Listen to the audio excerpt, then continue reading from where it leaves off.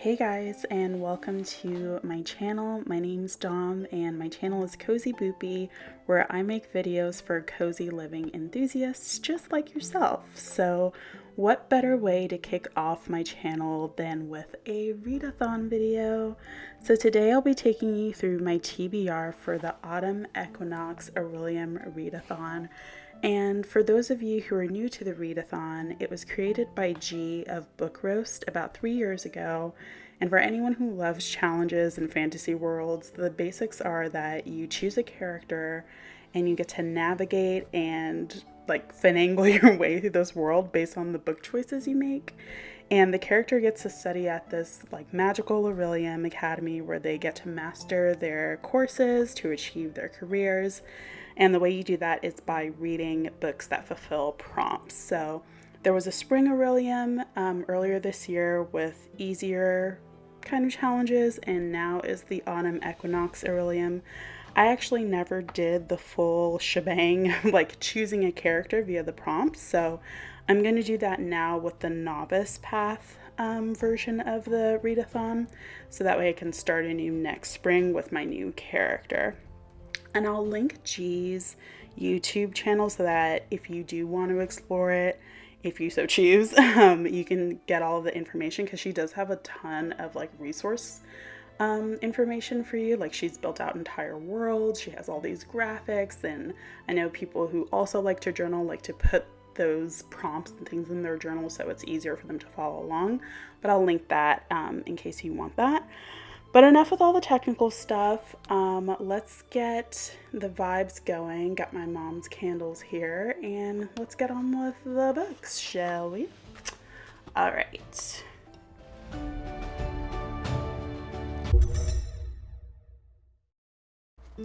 So the first thing that is required of you when trying out the novice path is that you have to actually choose a starting point. And like I said, G has literally built out this entire world, and there are actually graphics and pictures that you can see what the novice path looks like, which I think is so cool.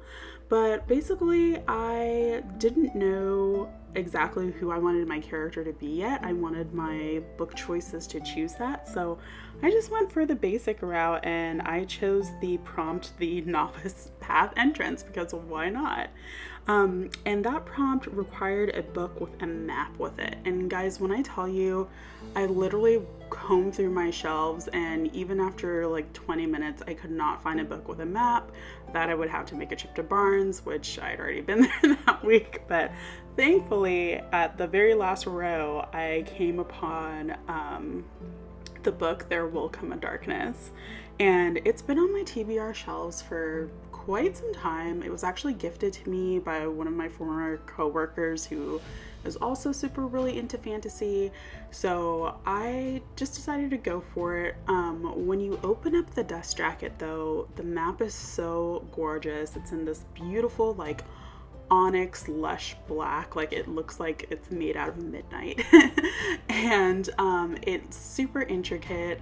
Just from kind of glancing at the map, it looks like the book is probably set in ancient times. There's a lot of references to some ancient Greek names, and I also see a couple of other maybe Arabian Nights themes going on, so I'm super excited.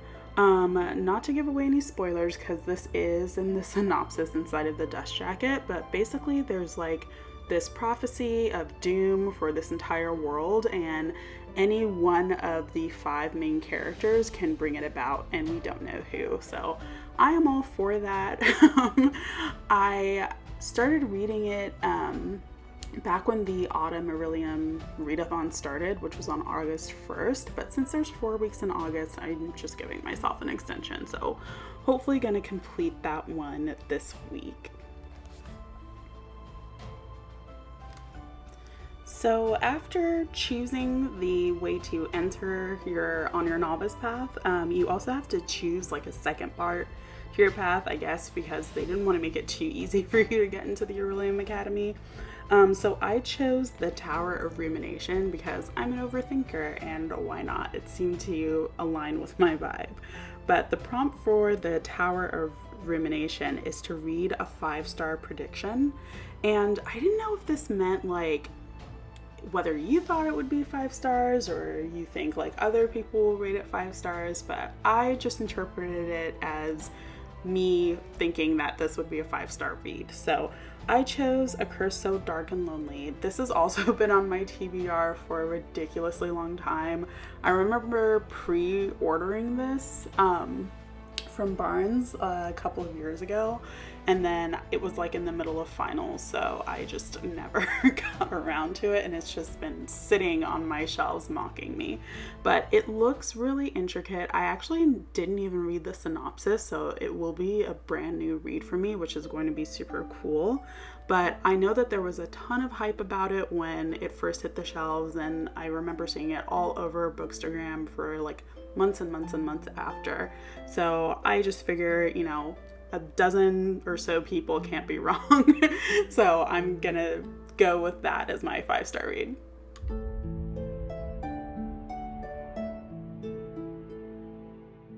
So once you've walked the path of the novice, you have to choose whether your character is a wilding or urban. And don't feel bad if this does not sound like anything familiar to you. These are terms of art that she has used in order to describe like where your character is from or like what their vibe is. So wilding being somebody who is, you know, more about like the cottagecore life, and urban obviously the big city life. I chose wilding just because that's kind of my vibe naturally anyway. And so the prompt for wilding is to read a book largely set in the forest or outside. And honestly, I didn't have a lot of books that were set outside or in the forest that I hadn't read yet. So I kind of just hoped and prayed that the bone houses would fit the bill. It did say that some of the characters' interactions took place in a mountain, and mountains are outside. So we're gonna give ourselves some grace with that and go with that as our prompt for the wilding.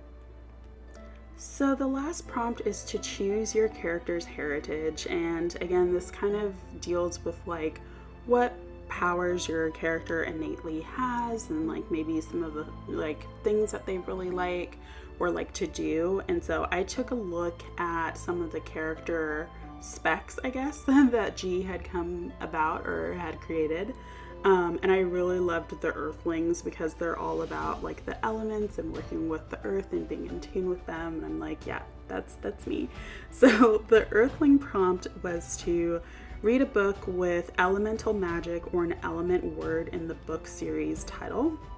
And so I chose the House of Earth and Blood from the Crescent City series, especially because Miss Mass is going to be releasing the 3rd book in the series early next year, I think January 2024. I still haven't read the sequel, so I just figured I better get started. And it also just looks like such a gorgeous book. Whenever I open up the dust jacket, because believe me, I look at my TBR piles often and I chastise myself for never getting through them, but it's just so beautifully illustrated and just so magical. So I'm super excited to actually be able to get to read this one.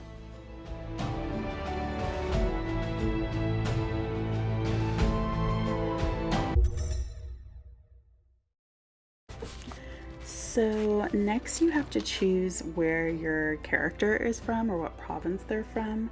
And I didn't really do a lot of digging before choosing an area, because Etheria, the province that my character is from, is just all about nature, which again, that's totally me. So the prompt for Etheria was to read a book that features fae or elven characters, and of course I chose The Cruel Prince because I'm literally obsessed. So that is my Orilium TBR. Again, I'm doing the novice path. If you do choose to go like full board, for the careers in the Autumn Orilium, there are tons of different prompts. And if you're really, really ambitious, there are also these little side quests that you can do if you get done building up your character in your career. G and honestly the entire Orilium community, we're all super welcoming and nobody takes anything super seriously unless they want to. So don't feel that you have to start with the novice path. I certainly didn't last spring. I just jumped in because it looked really cool. But if you do want to keep track or like participate with other people, there are sprints that you can do, and you can also log your books to give your team points if you choose to join a guild or team. So I also wanted to show you some of the cool downloads available from G, in addition to like the background information and things like that. So in addition to all of the guides that she's made and the backstory, G has these awesome graphics that you can use however you choose. And so I know a lot of people in the community also book journal like myself.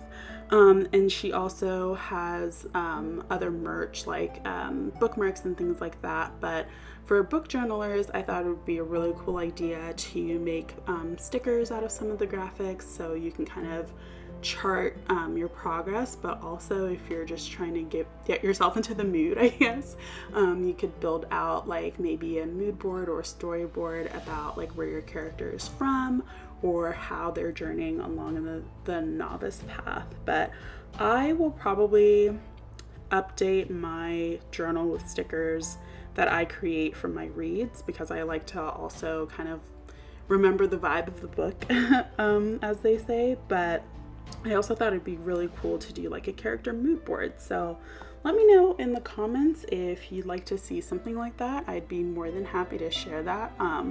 I really nerd out when it comes to planning and journaling, especially around my books and my TBR. So I am totally down to do that and share that video.